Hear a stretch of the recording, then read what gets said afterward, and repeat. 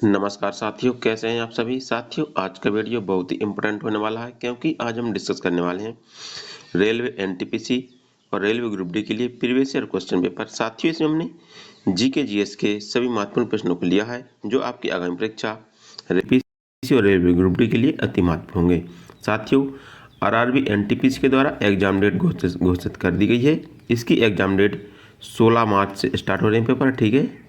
जो RRB NTPC के paper हैं वह 16 मार्च से स्टार्ट हो रहे हैं। और यदि आपका पेपर 16 मार्च से स्टार्ट हो रहा है तो यह वीडियो आपके लिए अति इम्पोर्टेंट होगा, तो वीडियो के अंत तक बने रहिए। चलिए हम स्टार्ट करते हैं। साथियों, हमारा पहला क्वेश्चन है। साथियों, अभी तक हमने 431 क्वेश्चन डिस्कस कर लिए हैं। ये हमारा क्वेश्चन नंबर 432 है और इस वीडियो का ये पहला क्वेश्चन है। साथियों, यह कहता है कि अल बरूनी ने अपनी पुस्तक किताबुल हिंद किस भाषा में लिखी। इसे पूछा गया कि अल बरूनी ने अपनी पुस्तक किताबुल हिंद वो किस भाषा में लिखी थी। तो अल बरूनी ने अपनी पुस्तक किताबुल हिंद अरबी भाषा में लिखी थी। किस भाषा में लिखी थी? अरबी भाषा में लिखी थी। साथियों, बात करते हैं अल बरूनी की, ठीक है। तो अल बरूनी की पुस्तक है,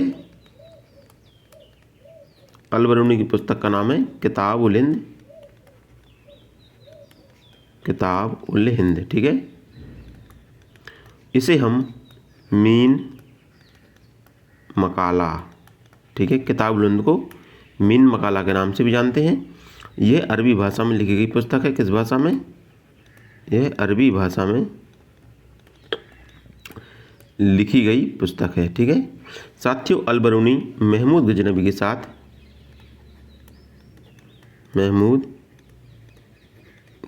के साथ भारत आया था, ठीक है। इतनी बात आपको याद रखनी है। तो इसका राइट आंसर होगा कि जो किताबुल हिंद पुस्तक है ये अरबी भाषा में लिखी गई पुस्तक है। तो इसका राइट आंसर ऑप्शन बी होगा। हमारा अगला क्वेश्चन है। साथियों, हमारा अगला क्वेश्चन कहता है कि किताबुल हिंद एक किताब जो भारत के इतिहास का उल्लेख करती है किसके द्वारा लिखी गई। इसे पूछा गया कि जो किताबुल हिंद पुस्तक है वह किसके द्वारा लिखी गई पुस्तक है। पिछले क्वेश्चन में आपने डिस्कस किया था कि जो किताबुल हिंद पुस्तक है वह अल बरूनी के द्वारा लिखी गई पुस्तक है, ठीक है। तो इसका राइट आंसर ऑप्शन सी होगा। हमारा अगला क्वेश्चन है। साथियों, हमारा अगला क्वेश्चन कहता है कि उज्बेकिस्तान का कौन सा यात्री 11वीं शताब्दी में भारत आया था। इसे पूछा गया कि उज्बेकिस्तान का कौन सा यात्री था, ठीक है, जो 11वीं शताब्दी में भारत आया था। साथियों, जो अल बरूनी है वह उज्बेकिस्तान का एक यात्री है। कहाँ का है? यह उज्बेकिस्तान का है, ठीक है। यह महमूद गजनवी के साथ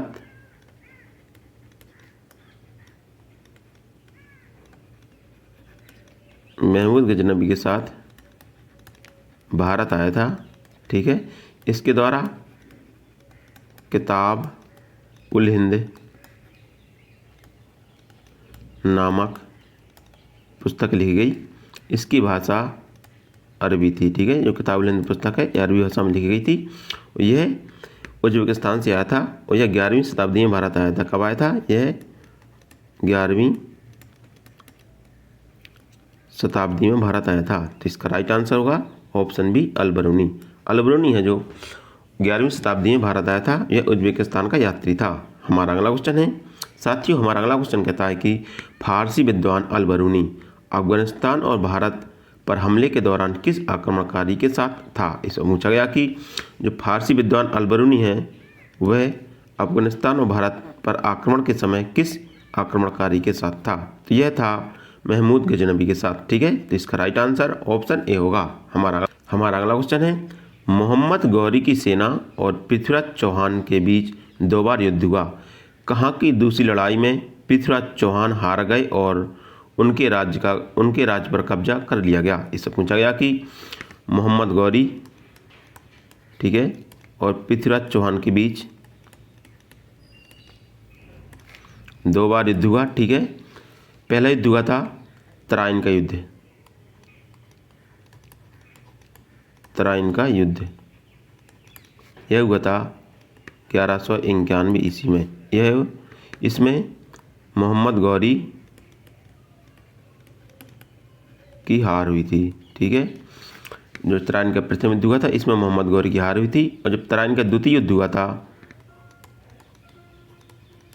तराइन का द्वितीय युद्ध, ठीक है, 1192 ईस्वी में हुआ। इसमें गौरी की विजय हुई थी। ठीक है, इसमें गौरी की विजय हुई थी। इसके बाद पृथ्वीराज चौहान की हार हुई और उनके राज्य पर कब्जा कर लिया गया। तो इसका राइट आंसर होगा ऑप्शन डी, तराइन के युद्ध में। तराइन के द्वितीय युद्ध में मोहम्मद गौरी विजय हुआ और पृथ्वीराज चौहान की हार हुई, जिसके बाद पृथ्वीराज चौहान के राज्य पर कब्जा कर लिया गया था। तो इसका राइट आंसर ऑप्शन डी होगा।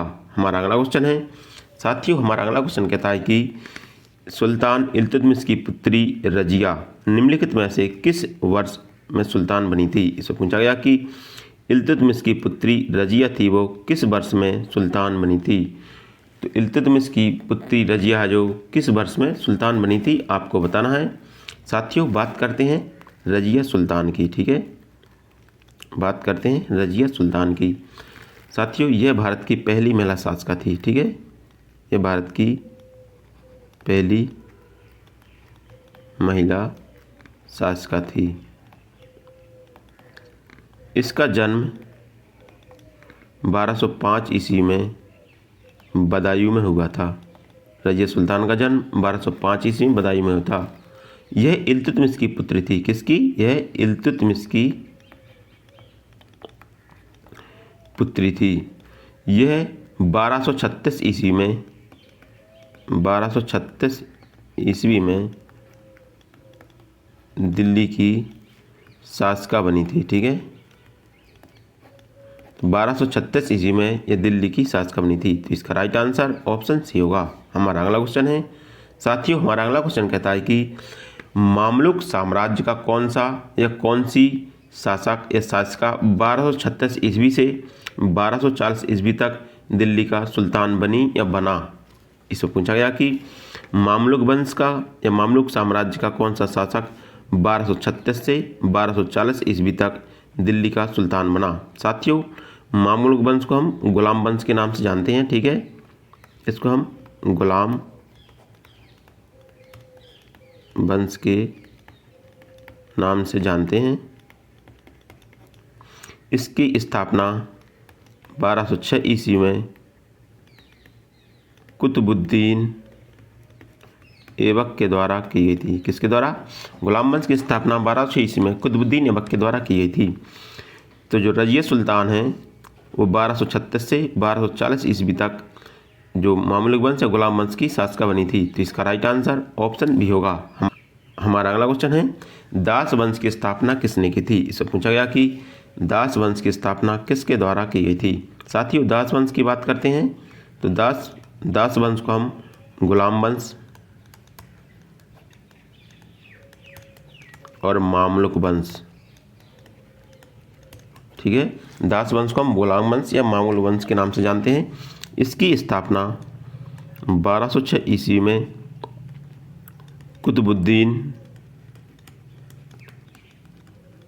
ऐबक के द्वारा की गई थी। साथियों कुतुबुद्दीन ऐबक को लाख बख्श के नाम से भी जानते हैं। किसके नाम से? लाख बख्श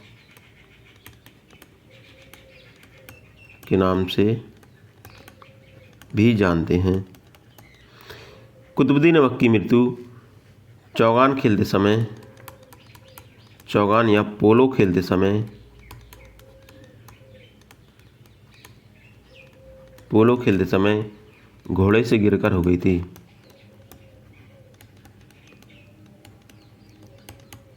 तो इसका राइट आंसर होगा कुतुबुद्दीन ऐबक। ठीक है, दास वंश या गुलाम वंश की स्थापना कुतुबुद्दीन ऐबक के द्वारा की गई थी। तो इसका राइट आंसर ऑप्शन ए होगा। हमारा अगला क्वेश्चन है साथियों, हमारा अगला क्वेश्चन कहता है कि गुलाम वंश का संस्थापक कौन था। साथियों वेरी वेरी इंपॉर्टेंट क्वेश्चन है, आरआरबी जेईई 2014 में पूछा गया है। तो आपको बताना है कि गुलाम वंश का संस्थापक कौन था। तो गुलाम वंश का संस्थापक कुतुबुद्दीन ऐबक था। ठीक है, तो इसका राइट आंसर ऑप्शन डी होगा। साथियों कुतुबुद्दीन ऐबक के द्वारा कुछ इमारतें निर्मित की गई हैं, जिसमें प्रमुख है कुतुब मीनार। कुतुब मीनार का निर्माण कुतुबुद्दीन ऐबक के द्वारा कराया गया।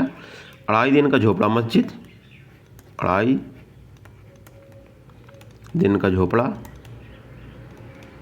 यह अजमेर में स्थित है। कहाँ पर है? यह अजमेर में स्थित है। इसका निर्माण कुतुबुद्दीन ऐबक के द्वारा कराया गया था। चलते हैं अगले क्वेश्चन की तरफ। साथियों हमारा अगला क्वेश्चन कहता है कि इनमें से किसके द्वारा दिल्ली सल्तनत में एकता प्रणाली को संस्थागत रूप से लागू किया गया? साथियों, ये वेरी वेरी इंपॉर्टेंट क्वेश्चन है। यह क्वेश्चन आरआरबी एनटीपीसी 2021 में पूछा गया है। साथियों, एकता प्रणाली की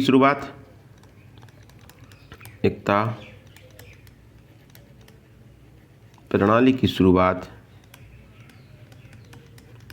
1226 ईस्वी में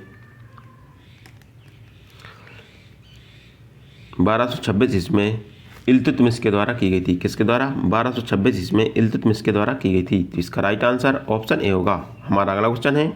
साथियों, हमारा अगला क्वेश्चन कहता है कि सल्तनत काल के दौरान भूमि वितरण और प्रशासन प्रणाली का एक अद्भुत प्रकार विकसित हुआ जिसे कहा जाता है। इससे पूछा गया कि सल्तनत काल के दौरान भूमि वितरण और प्रशासनिक प्रणाली का एक अद्भुत प्रकार विकसित हुआ जिसे क्या कहा जाता है? जिसे इक्तादारी कहते थे। क्या कहते थे? इक्तादारी कहते थे। तो इसका राइट आंसर ऑप्शन ए होगा। हमारा अगला क्वेश्चन है। साथियों, हमारा अगला क्वेश्चन कहता है कि सल्तनत शासक गयासुद्दीन बलबन ने किस अवधि के दौरान दिल्ली पर कब्जा कर लिया और इस पर शासन किया? इससे पूछा गया कि गयासुद्दीन बलबन ने दिल्ली पर कब शासन किया था। साथियों, बात करते हैं गयासुद्दीन बलबन की। साथियों, गयासुद्दीन बलबन गुलाम वंश का 9वां शासक था। ठीक है, यह गुलाम वंश का 9वां शासक था। गयासुद्दीन बलबन एल्बरी जाति का तुर्क था। ठीक है, ये एल्बरी जाति का तुर्क था। इसने दरबार में, गयासुद्दीन बलबन ने दरबार में सिजदा व पाबोस, ठीक है, सिजदा और पाबोस जैसी प्रथा का प्रचलन किया। सिजदा और पाबोस जैसी प्रथा का प्रचलन किया। इसने लोह एवं रक्त की नीति का पालन किया था। बलबन ने लोह एवं